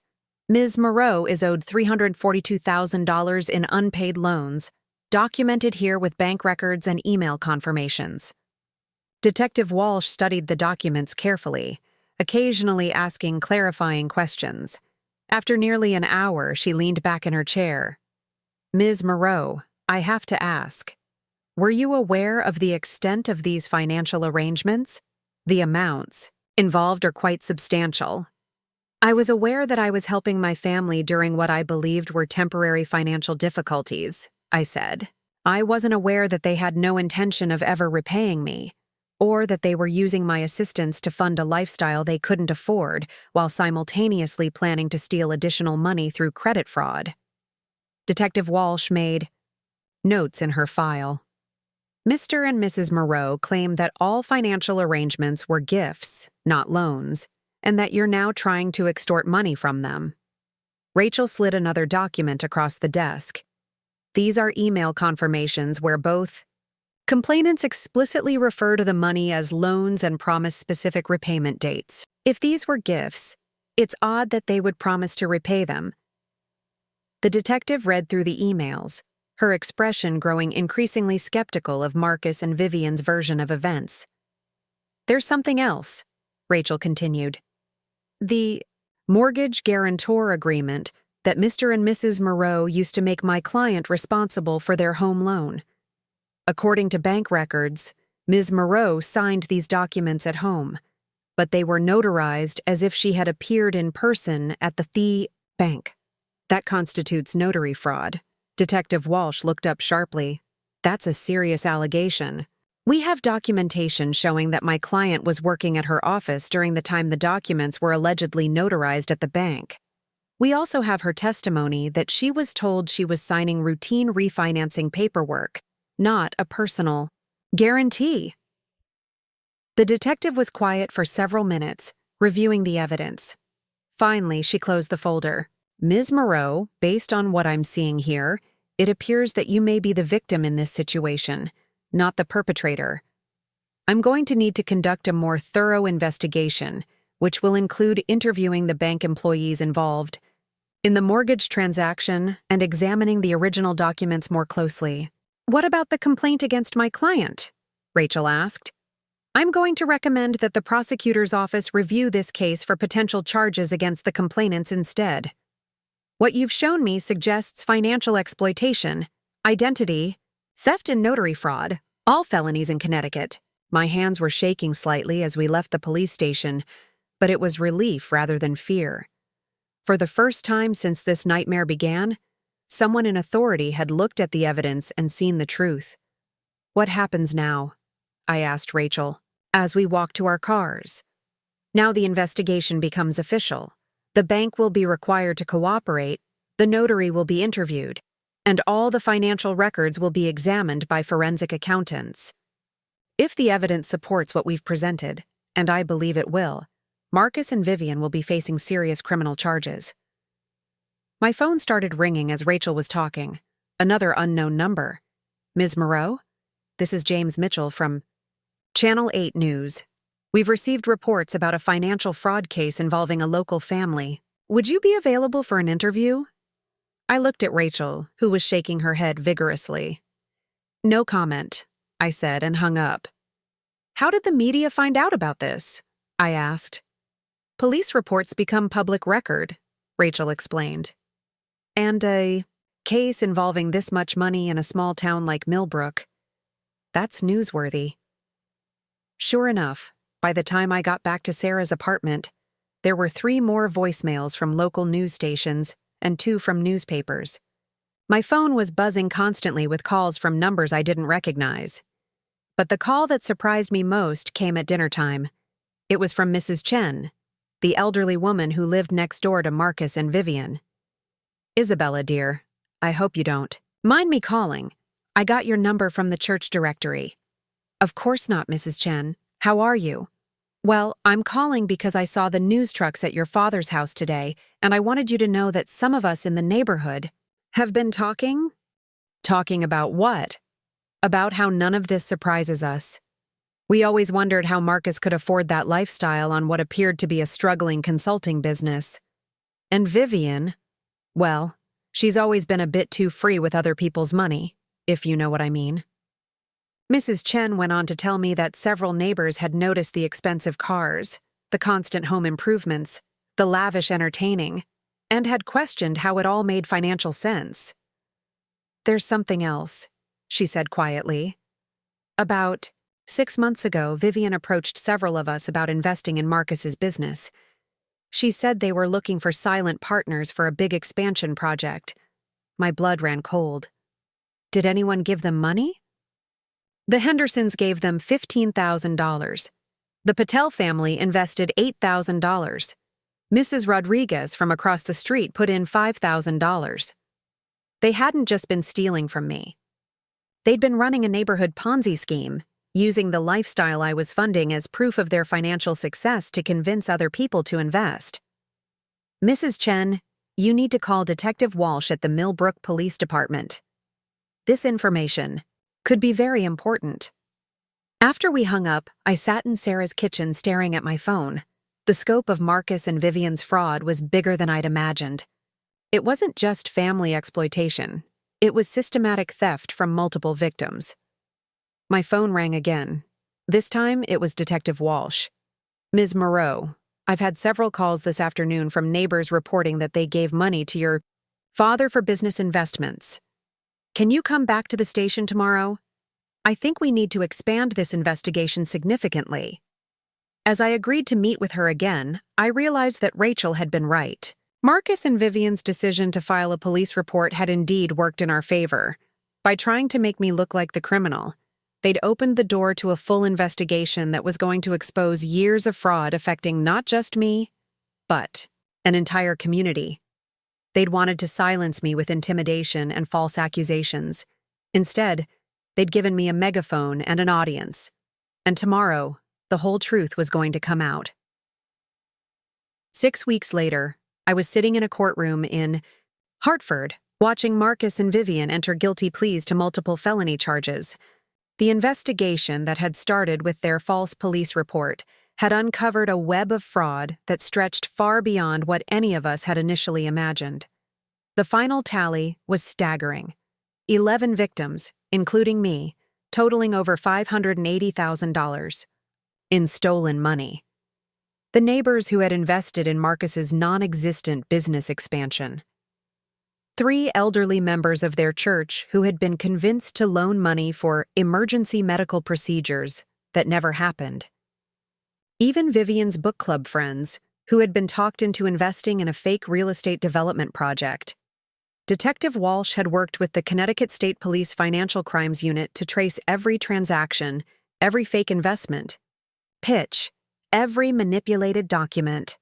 What they found was a sophisticated operation that had been running for nearly 6 years, with me as the primary funding source and everyone else as supplementary victims.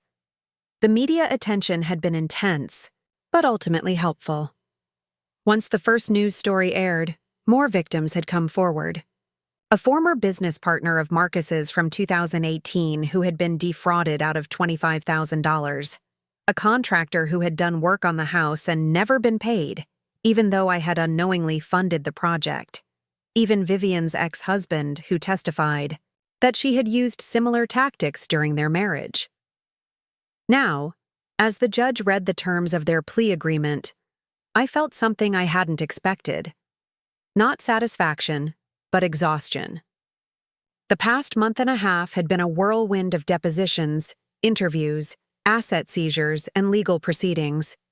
I was tired of thinking about them, tired of dealing with their lies, tired of having my life revolve around their crimes. Marcus received 3 years in state prison plus 5 years of probation. Vivian got 2 years plus restitution requirements. The house on Elmwood Avenue had been seized and would be sold at auction, with the proceeds going toward victim restitution. After the sentencing, Rachel and I walked out of the courthouse together, into a bright February afternoon. The media crowd had finally died down. This was old news now, and Connecticut had moved on to newer scandals. "How are you feeling?" Rachel asked as we reached our cars. "Relieved," I said, and realized it was true. "Not happy exactly, but relieved that it's over." "The criminal case is over," Rachel corrected. "But there's still the civil recovery process. The auction of the house, liquidation of their other assets, ongoing restitution payments. You'll probably be dealing with paperwork related to this for another year or 2. The thought should have been depressing, but it wasn't. Paperwork I could handle. Legal processes had clear rules and predictable outcomes. It was the emotional, manipulation, and gaslighting that had nearly destroyed me. "Rachel, can I ask you something?" I said as we stood beside our cars. "In all your experience with cases like this, do the victims usually recover? I mean emotionally, not just financially." She was quiet for a moment, considering the question seriously. "The ones who do best are the ones who use the experience to rebuild their lives differently, who learn to trust their instincts, set boundaries, and stop trying to fix other people's problems. And the ones who don't recover? They usually find new people to give their money to," she said bluntly. "Different names, different sob stories, but the same pattern. They never learn that they can't love someone into being honest." That evening, I drove back to Boston for what I knew would be the last time for a while. Sarah was moving to Seattle for a new job, and I'd finally signed a lease on my own apartment in Hartford, a 1-bedroom place near my office with tall windows and hardwood floors and absolutely no history of family drama. "I'm proud of you," Sarah said as we packed up her kitchen together. "6 months ago, you were convinced that somehow this was all your fault, that you weren't doing enough for them or trying hard enough to make the relationship work. 6 months ago, I thought love meant giving people whatever they asked for," I said, wrapping her coffee mugs in newspaper, even when what they were asking for was destroying me. And now, I thought about that. Now I think love means protecting yourself enough to be able to genuinely care for other people. You can't pour from an empty cup, and you can't help people who don't actually want to be helped. Sarah nodded. So what's next for you? I'm expanding the business, I said. 3 new clients this month, and I'm thinking about hiring an assistant. Maybe even getting an office space instead of working from home. That's amazing. What changed? What had changed was everything, but the biggest shift was internal. For years, I'd been operating from a place of scarcity and fear, afraid that if I didn't give people what they wanted, they'd leave. Afraid that setting boundaries meant I was selfish. Afraid that asking for what I needed made me demanding. The irony was that giving away everything I had, my money, my time, my energy, my self-respect, hadn't made people love me more. It had taught them to see me as a resource to be exploited, rather than a person to be valued. I stopped trying to earn my place at other people's tables, I said finally. Instead, I'm building my own table. 2 months later, I was settled into my new apartment and my expanded business when I received an unexpected visitor. Mrs. Chen from the old neighborhood called to ask if she could stop by. She arrived carrying a casserole dish and a manila envelope. Our house sold last week, she told me as we sat in my living room. I thought you might want to know. The envelope contained newspaper clippings about the auction and a photo of the new owners. A young couple with 2 small children who looked thrilled to be holding the keys to their first home. They seem lovely, Mrs. Chen said. The husband is a teacher, and the wife works at the hospital. They're planning to turn the 3rd floor into a playroom for the children. I studied the photo, trying to feel something about the house that had been such a complicated part of my life. But looking at this happy family standing in front of the wraparound porch, all I felt was hope that they would fill it with real love and genuine joy. There's something else, Mrs. Chen continued. The neighborhood association wanted me to give you this. She handed me a card signed by 24 residents. Inside, someone had written, "Thank you for your courage in speaking up. Because of you, our community is safer and stronger." It was the first time anyone had thanked me for filing charges instead of criticizing me for destroying the family. For months, I'd gotten messages from distant relatives and family friends, questioning why I couldn't have worked things out privately, or suggesting that family should forgive family. But Mrs. Chen and her neighbors understood something that my biological family never had, that protecting yourself from people who want to harm you isn't cruelty. It's responsibility. After she left, I sat in my quiet apartment as the sun set over Hartford, thinking about the journey that had brought me here. 18 months ago, I'd been living in a room the size of a closet, funding other people's dreams while convincing myself that someday they'd appreciate my sacrifice. Now, I had my own space, my own life, my own future that wasn't dependent on anyone else's approval or gratitude. The legal case was over. The money, what little could be recovered, had been distributed among the victims. Marcus and Vivian were serving their sentences and would be dealing with the consequences of their choices for years to come. But for me, the real victory wasn't the court case or the restitution or even the public vindication. The real victory was learning that I deserved better than scraps of affection from people who saw me as useful rather than valuable. And tomorrow, I was going to keep building the life I should have been living all along. 1 year later, I was standing in front of a room full of strangers, holding a microphone that felt both foreign and familiar in my hands. The community center in West. Hartford was packed with people who had come to hear me speak at a financial literacy workshop focused on protecting yourself from family financial abuse. Hi everyone, my name is Isabella Moreau, and I want to start by asking you a question that might feel uncomfortable. Have you ever given money to someone you love, knowing deep down that you'd never see it again, but telling yourself it was worth it because that's what family does? A sea of hands went up around the room. More than I'd expected, but not more than I'd hoped for. These were the people who needed to hear this story, not for the drama or the courtroom justice, but for the recognition that they weren't alone. 2 years ago, I thought love meant saying yes to every financial request, no matter how it impacted my own life. I thought setting boundaries with family members made me selfish. I thought that if I just gave enough, tried hard enough, sacrificed enough, eventually the people I cared about would value me the way I valued them. I paused, looking out at faces that reflected my own past confusion and pain. I was wrong about all of that. And today, I want to share what I learned, not just about protecting your money, but about protecting your sense of self-worth. The workshop ran for 3 hours, but it felt like minutes. I talked about red flags, requests that are always emergencies, promises of repayment that never materialize, financial arrangements that become increasingly one-sided over time. I shared practical strategies, documentation, separate accounts, formal loan agreements even with family members. But mostly, I talked about the emotional component that no financial advisor ever mentions, how financial abuse is rarely just about money. It's about power, control, and training someone to believe that their value lies in what they can provide rather than who they are. During the Q&A, a woman in her 60s raised her hand. My daughter has been asking me to co-sign loans for her for 3 years now. Each time she promises it's the last time, but then there's always another crisis. I want to help her, but I'm scared I'm enabling her instead. What does your gut tell you? I asked.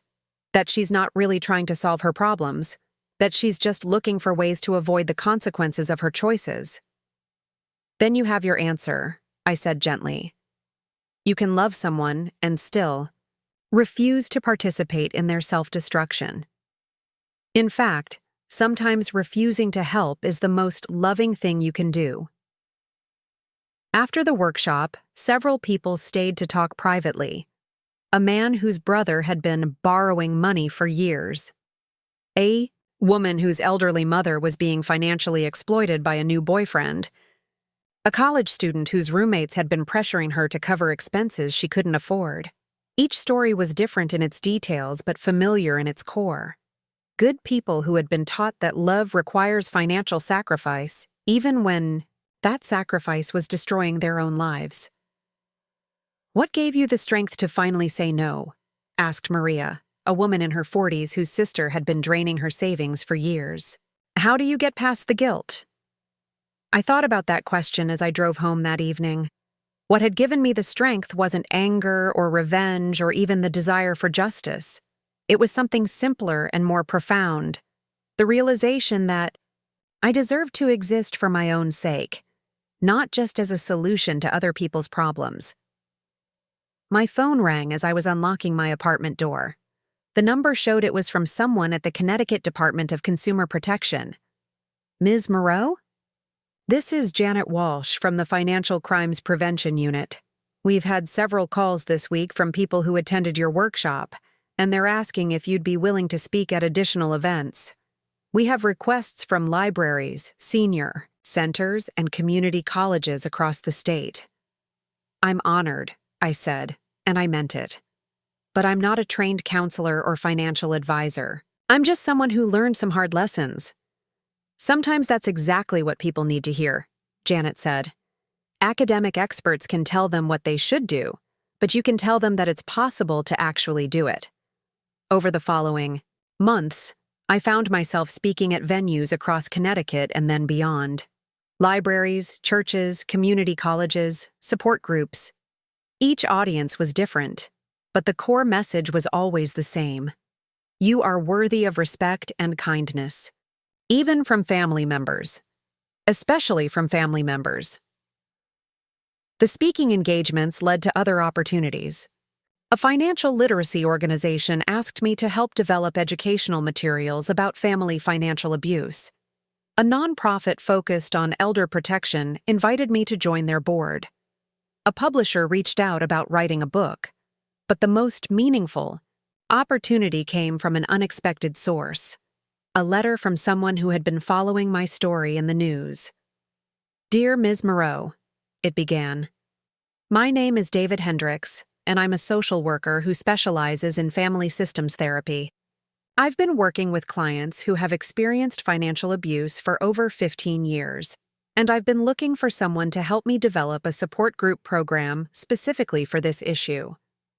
Your story suggests that you understand both the financial and emotional components of this type of abuse. Would you be interested in collaborating? 6 months later, we launched the first Financial Boundaries Support Group in Hartford. 12 people showed up to that first meeting, nervous and uncertain, but ready to start rebuilding their relationship with money and family. By the end of the year, we had 3 groups running and a waiting list. "I never thought I'd be grateful for what my family put me through," said Jennifer, one of our group members, during a meeting in December.